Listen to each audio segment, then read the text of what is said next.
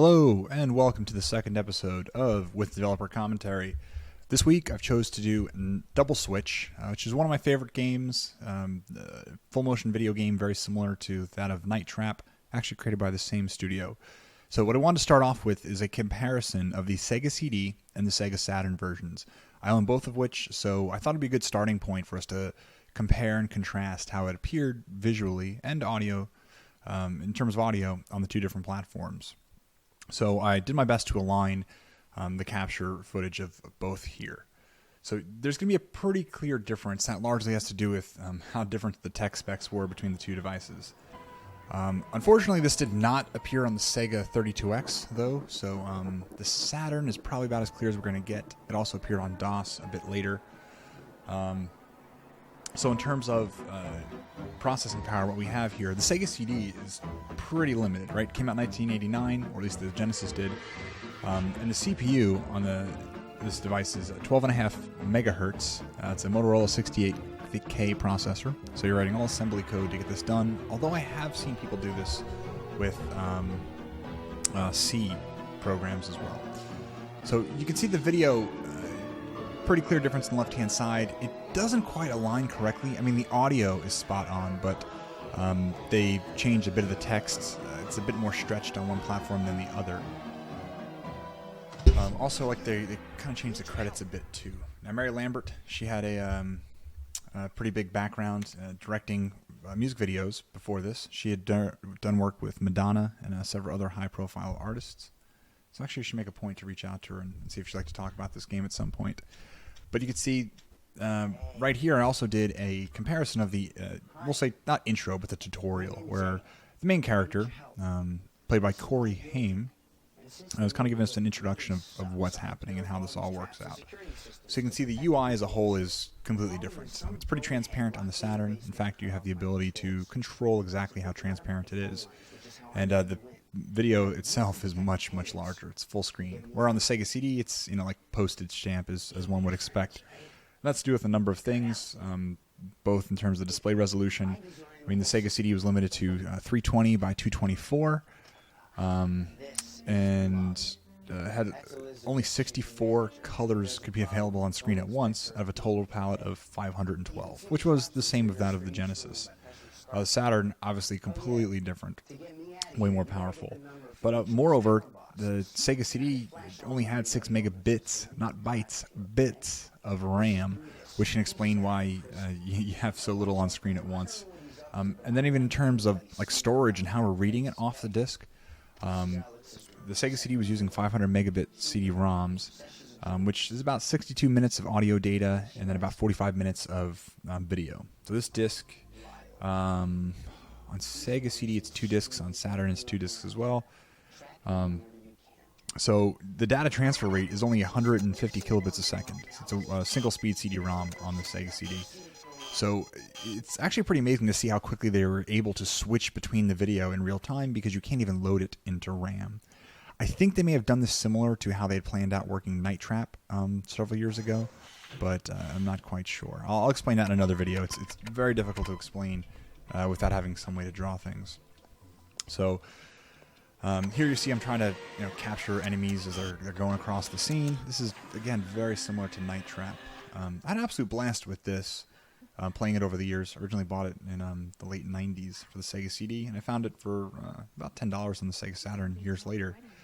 So I kind of go back and forth and play between the two. So like I was saying before, just the fact they're able to get such good quality, especially when you consider as the Sega CD, is pretty amazing. Although I did want to start with the Sega Saturn, so in a few moments we'll switch back to the Sega CD. I kind of do a brief, short playthrough on Saturn, and then play through the rest on Sega CD. It is a very difficult game, I'll tell you that much. The first part, I guess, broken up into 3 distinct sections, is rather easy. But later on, things really, really start to ramp up, and you've got to make a point of trying to catch certain characters while letting other ones go. So I'm not going to go through tons of gameplay here. I want this to be more about the technical side of things. So Corey Haim over here, again, he's kind of narrating things for you. Obviously a big actor in the 80s. He was in movies like License to Drive. He unfortunately passed away 6 years ago in 2010. and he had like finally recovered from drug abuse and all these other things for years. And then unfortunately passed away. Actually, a lot of people who worked on this game have since passed. And it's only about, I guess it was recorded 23 years ago in '93. But Erwin Keyes, who plays Brutus, we'll see him in a little bit. He's like the quiet Italian guy with a pickaxe kind of wandering around. He passed away last year, as well as one of the gentlemen who I don't think we'll actually see in this playthrough. He was kind of like the band manager or the talent scout, who we'll see a little bit later. He was in several movies. He had played like smaller roles, I guess, as a character actor. Also, there's someone, not him, one of the goons, I guess we'll call him. So here's Brutus, Erwin Keyes. He passed away last year. One of the goons, I guess we'll call them. He has very curly hair, wears a top hat. He comes into Brutus's apartment later on. He's actually a very well-known character actor. He was in RoboCop in the first one when they're essentially blowing up one of the like toy stores or something. They're kind of raiding an electronics store, and he's kind of shooting RoboCop from the top of his truck. And he's in I think Predator 2 as well. But I've seen him in several things, and I always kind of harken back to playing this game. Here I'm doing a terrible job with the controls. I'm trying to figure out how to actually play through these controls again. It's a slightly different on the Sega CD and the Sega Saturn. The woman we saw in the last scene kind of waving a fan at herself, that's Debbie Harry, so that's Blondie. They had quite the cast for this game. Blondie, very well-known musician in the 80s and maybe even the 70s. Went on to go do this. And R. Lee Emery, who's another well-known character actor, he plays Lyle the Handyman, who we can consistently find in the basement. He's in a ton of movies, and probably the most well-known one is when he plays the drill sergeant at boot camp in... it's slipping my mind right now. Oh, well. So, Saturn version, again, looks pretty smooth. In terms of the Saturn specs, it has 2 processors. They're both Hitachi processors, 32-bit RISC CPUs running at 28 megahertz. So again, we're comparing the Sega Saturn, 28 megahertz, to the Sega CD, which was 12.5 megahertz, and a 16-bit processor. But additionally, the CD drive was much better on the Saturn too. So we're looking at about 330 kilobits a second of data transfer and about 150 kilobits a second of audio. So right away you're going to have better looking picture and better looking sound. It also had a larger amount of RAM available to it. So the CD-ROM cache, 512 kilobits, and the video RAM, 1.5 megabytes. So, that's the character actor I was talking about on the left. She's the guy in RoboCop and some other things. And Debbie Harry, Blondie, on the right. She kind of plays the landlord, essentially, of this building that Corey Haim owns.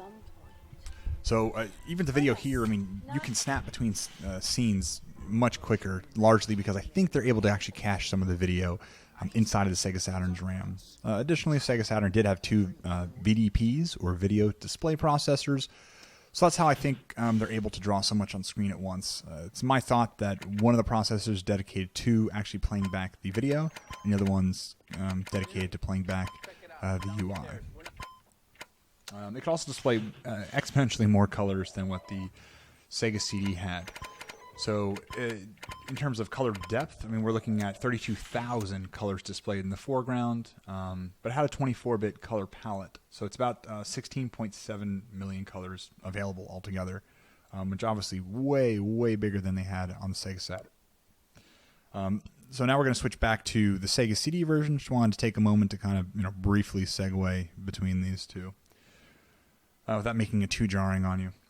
Also, in terms like just the display resolution alone, the Sega Saturn could do things like 352 by 224. It could also do 640 by 224, and finally 708 by 480. So that's 480i. I'm grabbing all of this through RGB SCART and a FrameMeister. So it's about as clear as it's going to look on either platform. You see right here in Sega CD, it still loads very, very quickly. The UI is far more simple than we had on the Saturn. It's like, kind of drab gray colors. But even the video just loads snappy. And I'm still kind of amazed by that because I ported Night Trap to HTML5, so to the browser last summer.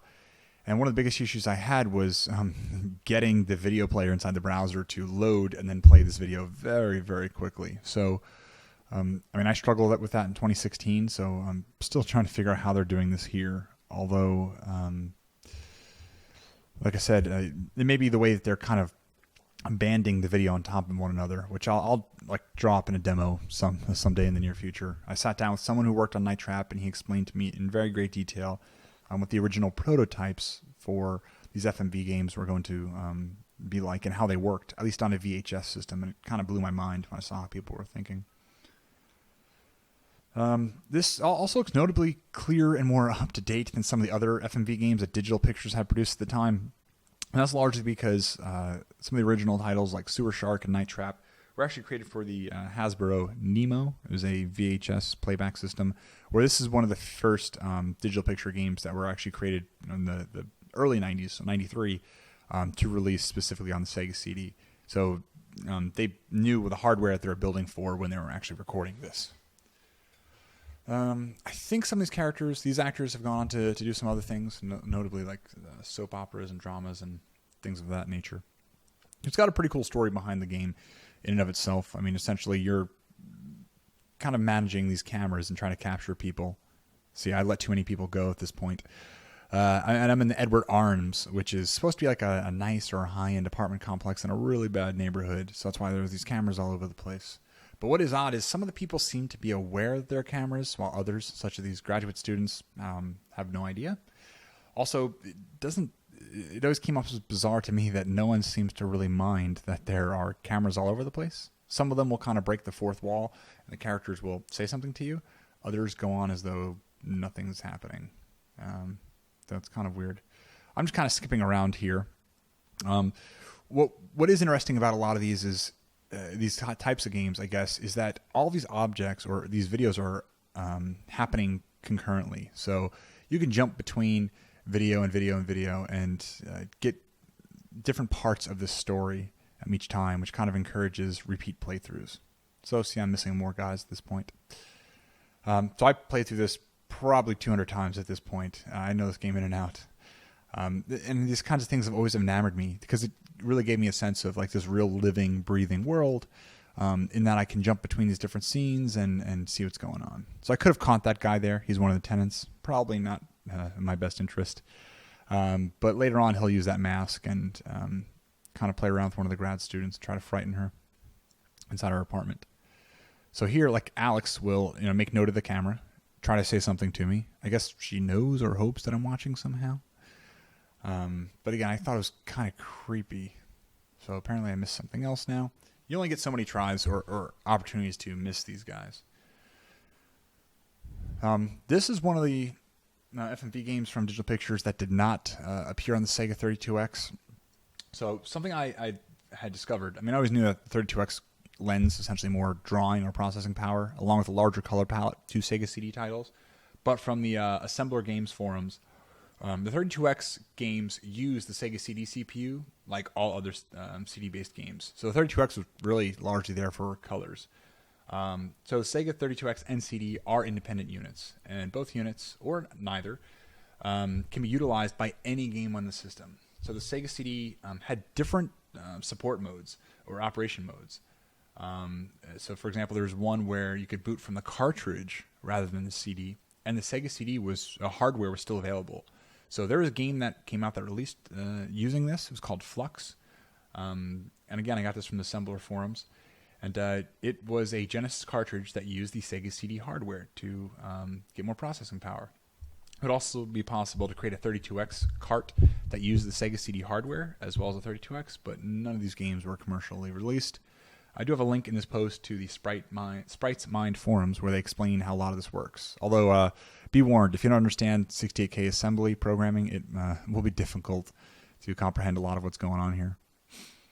So, yep, someone pulled the power box, and that was it for me. So, you've got to kind of defend that thing and be cognizant of what's happening down there at all times. So, that's it for this episode. I'm not actually able to save any of these games because the battery on my Sega CD is busted. I've got to replace it, but I've got to solder some things and get it working. So in the next episode, I'm not quite sure what I'm going to do. I might step away from the FMV games for a little bit and maybe go back to just Genesis side-scrolling platformers or something. I also have something else in the works. But I will keep in the loop. Thank you for watching. If you have any questions, please feel free to leave them in the comments, and I look forward to answering them. Thank you.